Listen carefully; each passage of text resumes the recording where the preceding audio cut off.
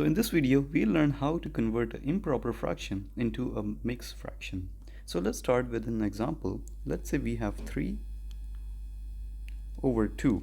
So what is this? This is an improper fraction, meaning that the numerator is more than the denominator. 3 is more than 2. So this is when we know it's an improper fraction. Now to convert this into a mixed fraction, we need to divide the numerator by the denominator. 3 divided by 2 is 1, and if we minus 3 by 2, we'll be left with 1 as the remainder, as 1 cannot be divided by 2.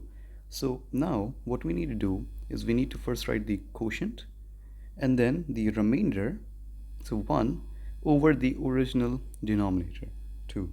And this is how you write the mixed fraction. It's a whole number along with the fraction. So another way of thinking is that how many 2's do you have in 3?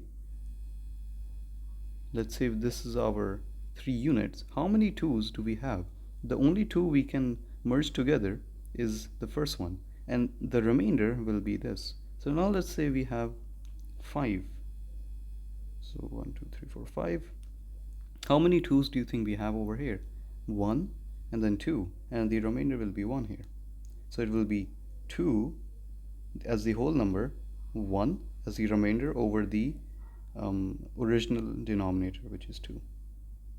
Let's do more examples. Let's do another example. We have 6 over 2 here, and we want to change this into a mixed fraction.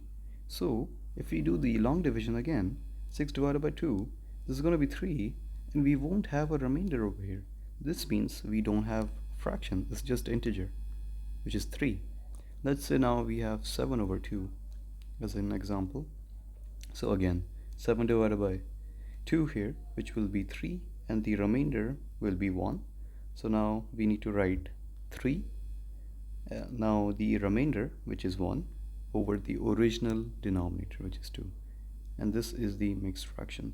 Let's do 9, or let's say 10 over 3.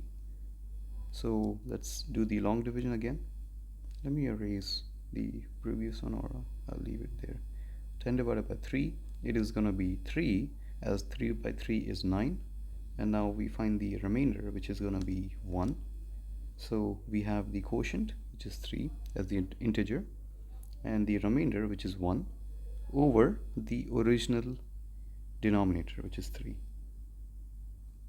Let's do a couple more examples.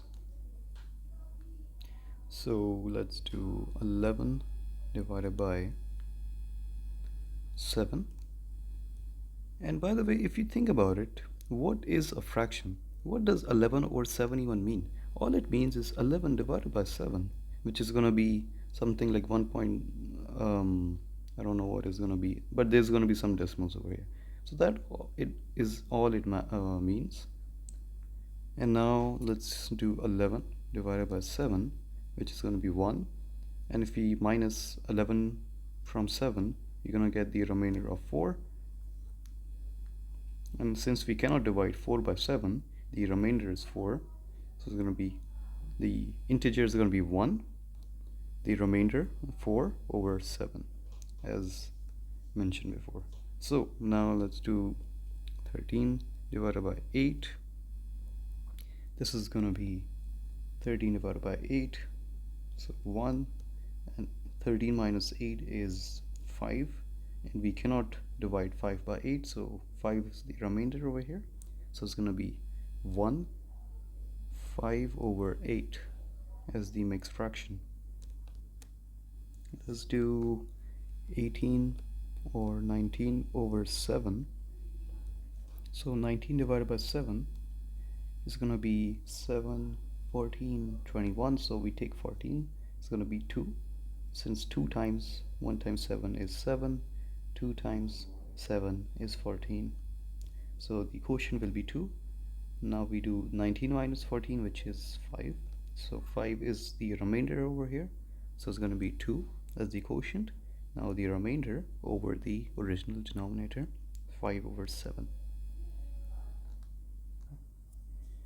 Let's do our last example, which is going to be 21 divided by 8 or 21 over 8, which is going to be, let's do the long division for 21 divided by 8. So 1 times 8 is 8, 2 times 8 is 16, 3 times 8 is going to be 24. So we need to use 2 times 8, which is 16, so quotient is going to be 2. 16, so 21 minus 16 is 5, and we cannot divide 5 by 8, so 5 is the remainder.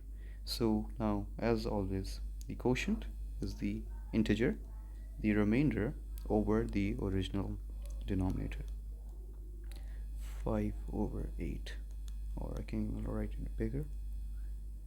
And that's it.